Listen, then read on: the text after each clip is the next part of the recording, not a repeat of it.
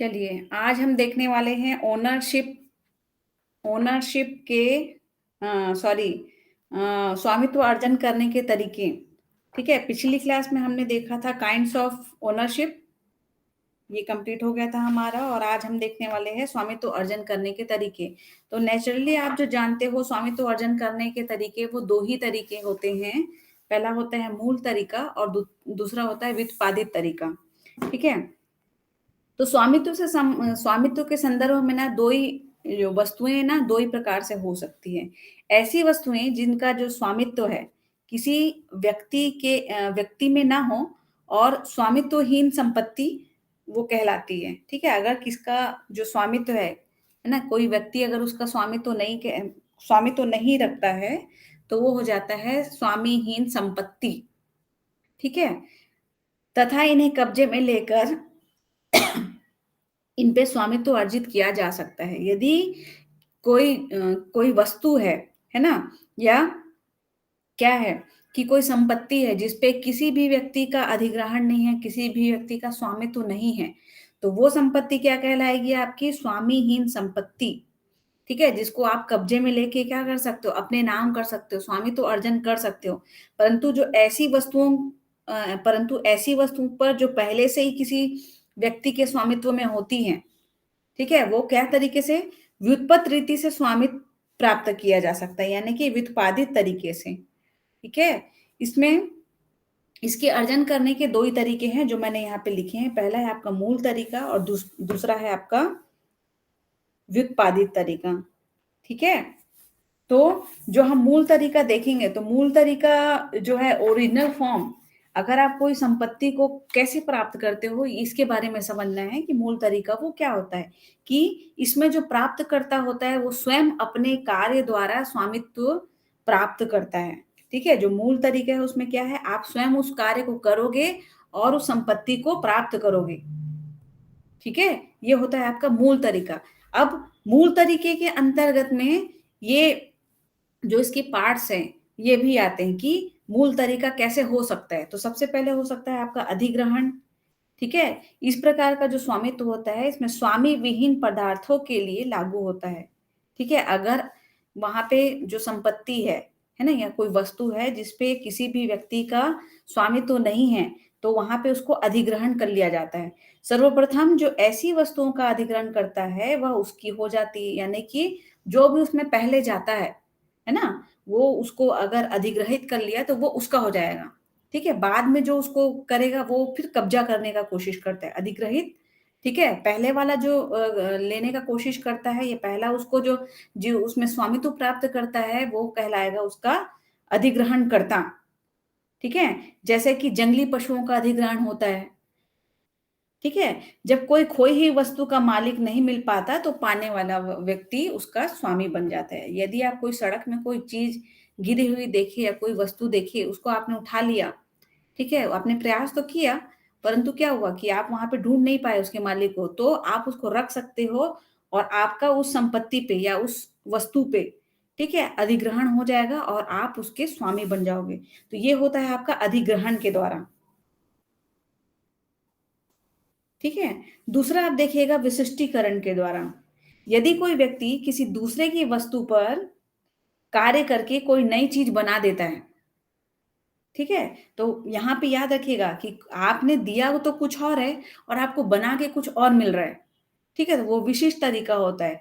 तो इस नई वस्तु का वो स्वामी बन जाएगा, ठीक है? जैसे आप एग्ज़ाम्पल में क्या है, कैसे बोल सकते हो कि विशिष्टीकरण हुआ? यानी कि अगर आपने सोनार को क्या दिया, एक सोने का सिक्का दिया और सोने के सिक्के को दे के आप अगर उससे बोलते हो सोनार को कि मुझे इसका हार चाहिए, तो उसने आपके सोने के सिक्कों को लेके उसका क्या किया? विशिष्टीकरण कर दिया, उसको परिवर्तित कर दिया, ठीक है? तो एक नई वस्तु बना दी, एक नई चीज़ बना दी, तो वो क्या हो गया उसमें? तो विशिष्टीकरण हो गया। तो नई वस्तु का स्वामी कौन हुआ? पुरानी वस्तु के तो आप ही थे, नए वस्तु के भी आप ही हो जाओगे। तो वो होगा आपका विशिष्टीकरण द्वारा स्वामित्व अर्जन करने का तरीका, ठीक है? तो इस प्रकार ऐसे स्वामित्व श्रम व बुद्धि से दूसरे व्यक्ति की वस्तु से अभिनिर्माण द्वारा प्राप्त किया जा सकता है, परंतु रोमन विधि का यह नियम अब अक्षरशः लागू नहीं होता है। ठीक है? भारतीय व आंग्ल विधि में सामान का मालिक ही स्वामी बन जाता है। अतः इसके संबंध में कोई विवाद नहीं है। जैसे जब हम सुनार को अंगूठी बनाने के लिए सोना देते हैं, तो मात्र उसको अंगूठी का रूप देने से ही वह उसका स्वामी नहीं बन जाएगा। ठीक है? यही बात अन्य चीज़ों पर भी लागू होती है।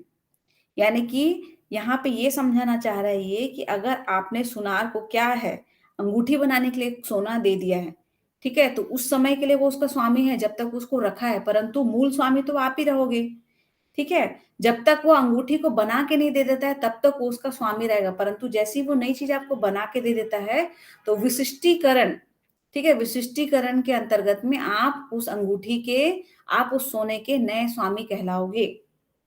क्लियर? आगे देखिएगा आपका सम्मिश्रण क्या होता है। सम्मिश्रण द्वारा स्वामित्व अर्जन करने का जो तरीका है, जब 2 व्यक्तियों के सामान को मिला दिया जाता है, ठीक है? सम्मिश्रण का मतलब ही होता है कि किसी चीज़ को एक-दूसरे से मिला देना।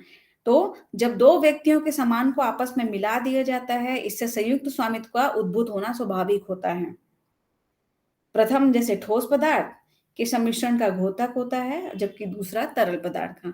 यानी आपने अगर कोई चीज़ को मिला दिया है, ठीक है? किसी 2 व्यक्ति की चीज़ों को मिला दिया है, एक ही चीज़ों को नहीं, अलग-अलग चीज़ों को मिलाना बोल रहे हैं ना। या तो कोई ठोस हो सकता है और दूसरा तरल हो सकता है। अगर एक ही जैसा कोई चीज़ मिलाओगे आप, उसका सम्मिश्रण करोगे, तो क्या आप उसको चुन सकते हो? नहीं चुन सकते ना कि ये आपका मान लो जैसे आपने जो खोमेश है और सरोज है, ठीक है? खोमेश ने और सरोज ने मुझे 1-1 किलो गेहूँ दिया।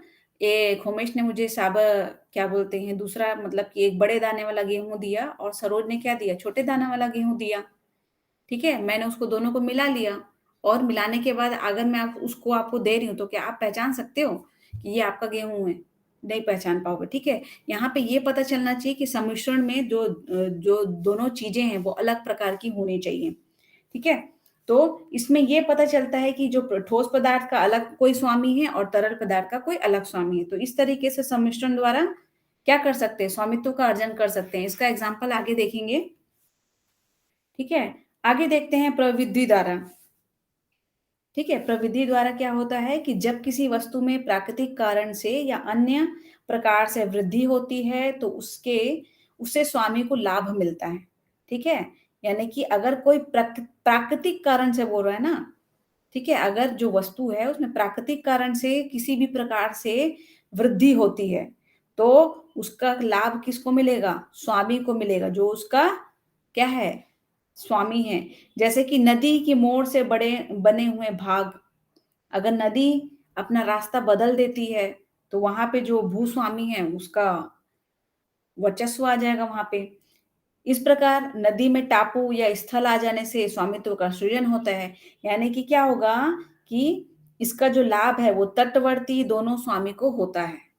ठीक है? एग्ज़ाम्पल से अगर आप समझे हो कि अगर कोई नदी का जो डायरेक्शन है वो उत्तर दिशा में बह रहा है और अगर नदी ने अपनी धारा बदल ली है, ठीक है? वो थोड़ा-सा क्या हो गई है वेस्ट के साइड में हो गई है। ठीक है? तो वेस्ट के साइड में जैसी होगी तो उत्तर साइड का ज़मीन बढ़ जाएगा ना, वहाँ पे जो ज़मीन का स्वामी है, उसका तो ज़मीन में वृद्धि हो गया, जब नदी मोड़ ली तो। ठीक है? नदी अपने आप को अगर बना लेती है, तो यहाँ पे ये आपको समझना है कि यहाँ पे जो वृद्धि होती है प्राकृतिक कारण से, तो उसके कारण जो लाभ मिलता है, वहाँ पे भी स्वामित्व अर्जन का एक तरीका होता है। ठीक है? जिसको बोलते हैं प्रविध तरीके से। आगे देखिएगा भोगाधिकार के कारण, ठीक है? तो भोगाधिकार आप समझते हो कि क्या होता है कि लंबी अवधि तक अगर कोई भी चीज़ आप प्रयोग कर रहे हो, तो लंबी अवधि में यहाँ पे जो विधि बोला है कि कितने वर्ष तक? 20 वर्ष है क्या? 20 वर्ष तक है शायद, ठीक है? तो 20 वर्ष तक अगर आप किसी वस्तु का उपभोग कर रहे हो, तो वहाँ पे भोगाधिकार या सुखाधिकार का अधिकार आपको प्राप्त हो जाता है। ठीक है? और उसी के कारण आप क्या करते हो? उस प्रयोजन के लिए आप वहाँ पे के स्वामी बन जाते हो। यानी कि अगर आप 20 साल से एक घर पे रह रहे हो, ठीक है? किराए पे रह रहे हो या आपने क्या किया है लीज़ पे लिया हुआ है, ठीक है? लीज़ पे आपको सरकार ने दिया है उसको और आप वहाँ 20 साल रह चुके हो, तो वहाँ पे आपको भोगाधिकार का अधिकार प्राप्त हो जाता है। ठीक है?